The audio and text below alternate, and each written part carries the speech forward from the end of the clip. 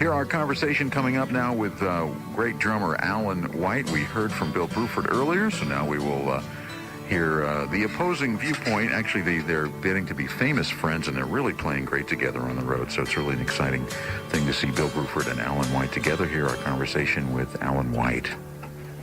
And now, for the rest of the story. Forget everything Bill Bruford had to say. Now we'll get the real story from Mr. Alan White. Hello, Alan. Hi, how you doing? Good. Good show in Philadelphia, got to say. We enjoyed it.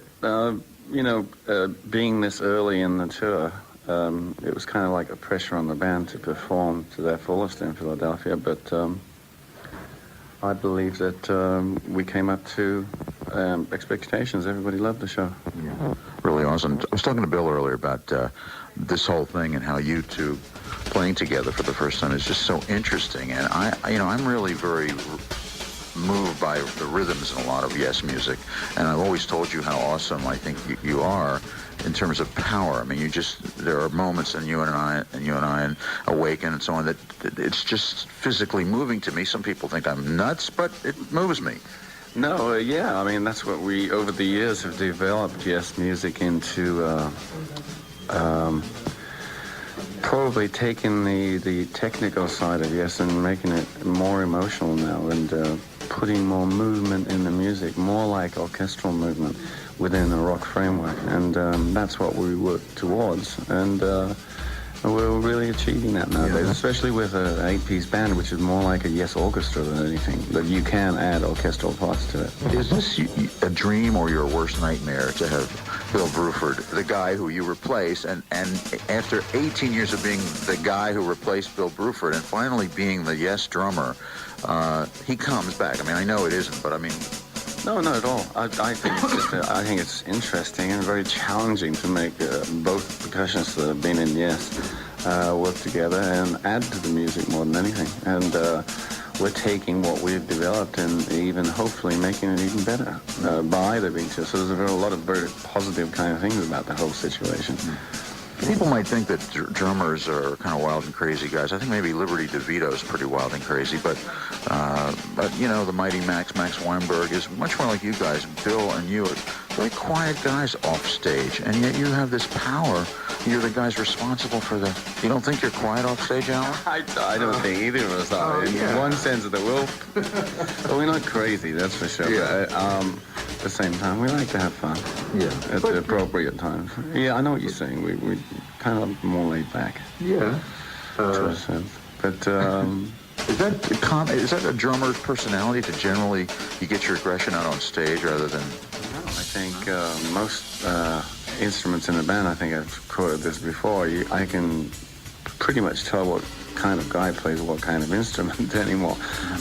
Bass players stand out like sore thumbs. I mean, and drummers are usually pretty crazy, and I think Bill and myself are both probably eccentrics in certain areas, and but soft-spoken, I mean, and quiet a little bit. Yeah, probably the aggression. Well, maybe down to, I mean, not, your egos don't seem to be really great, and I know that's part of why you two can play together. And you're just having, it seems like you're having fun exploring each other and exploring the possibilities of creating this music with two drummers and drums and percussion and whatever. Sure, yeah, I mean, it's interesting, and to a certain degree, where they say that I'm kind of the meat and potatoes of the band, and Bill the whole day sauce and just heard on the radio, which is kind of an interesting way of looking at it. But we've taken the music to not so much another level, but we've moved the music forward into the 90s and play it that way. And maybe elaborated on it. We elaborated on it, and like I think I said before, orchestrated it, moved it more like symphonies move up and down with feeling.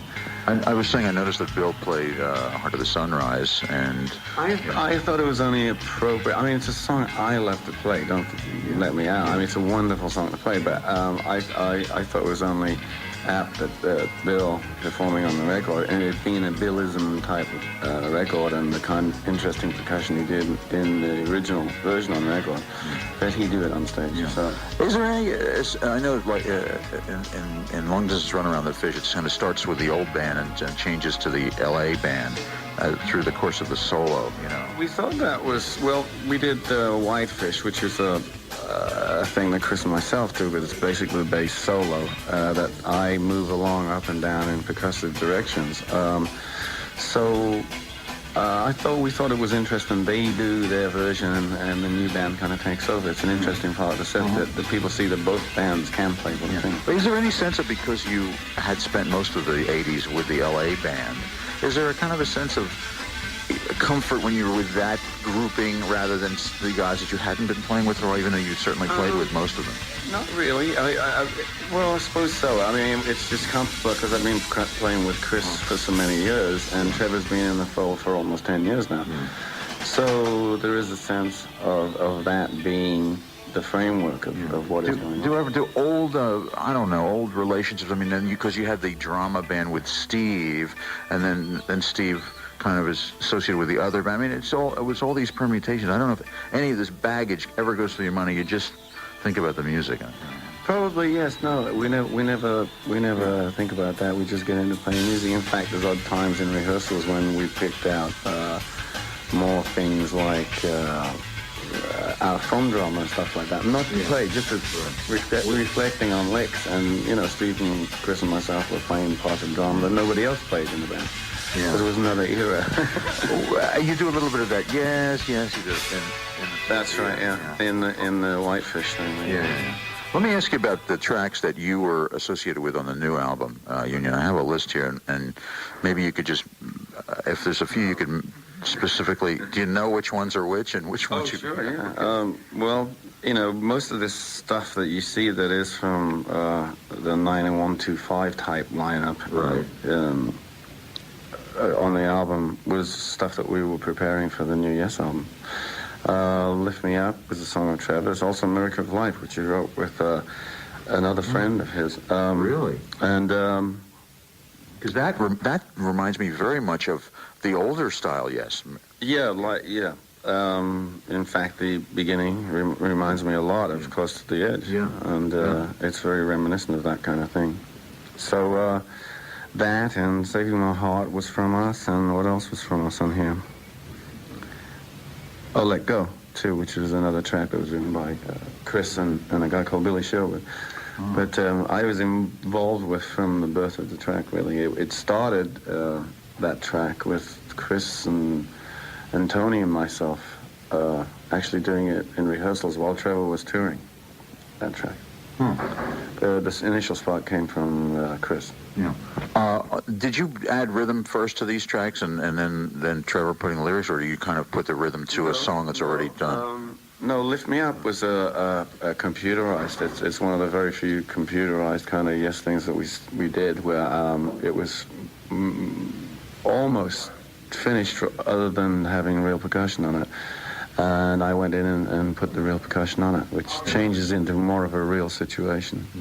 You play the same in the studio as you do live, do you think? Yeah, over the years of doing lots and lots of sessions, you get used to playing with that format. But some of the new Yes music, as it were, has been done like that, but usually we all play together first. If it is done like that, we go through a period of playing it live in rehearsals and working it out first. There was going to be that in the new Yes album. Is this kind of a detour, this group thing, or do you think this is going to stay this way? Or what's going to, you know what the future will be? Well, everyone's been very open-minded about where this will go. There is a contract in existence to make another 3 or 4 albums with this format. If possible.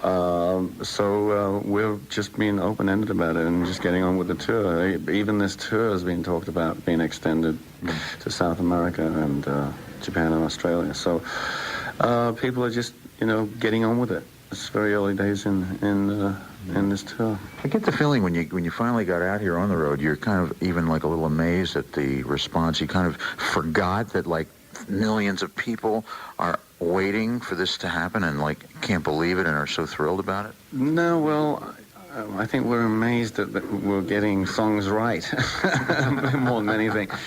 I mean, Right. You need to. The fans demand it. The fans demand it, yeah, because you get people who come up and say, oh, the third bar of the second song you played tonight. You know, we get people that really... That ding, that elevator ding, that's what I was missing in a You and I. No, Bill plays it. He plays it on a triangle. In fact, Trevor came out to me last night. Hi, Fish. Hey, it's Chris Squire. Are we still in the air? Yes, down the end. In fact, Trevor came up to me last night and said, you missed the ding. I said, no, Bill plays that play. I go do, and Bill plays it over there somewhere. I just wanted Mike louder. The elevator ding reminded me. Yeah, it's actually almost in tune with it, yeah. Is that where that came from, that elevator ding? You had it? No. It was a little triangle what Bill was playing around with. Yeah. Anyway, it's got to be fun for you, and it's so emotional. I mean, I tell you the truth, I really, it brought tears to my eyes after Awakening when you guys got up and hugged each other on stage. I know it's a little bit that you do every night, but it just really says so much that you guys are going to put everything... It's felt. It's not staged at all. It's a real good sense of feeling. I think it's the relief of getting through the whole set together more than anything. No, it's probably, you know, there's a lot of emotion up there when you get 8 major players in the story of Yes up there on stage, finishing such a long set of great music. And then, you know, you got to do it again the next night and the next night. Well, the schedule they've got us doing, we're doing 5 in a row now and a day off and then 6 in a row. So there's 11 gigs in 12 days is a lot to be doing, especially when we're playing almost 3 hours a night. Alan, thanks a lot, and we'll let you go, and I'll see you again. And it's just great to have all you guys doing it, and great to have you back out here on the road. Thank you.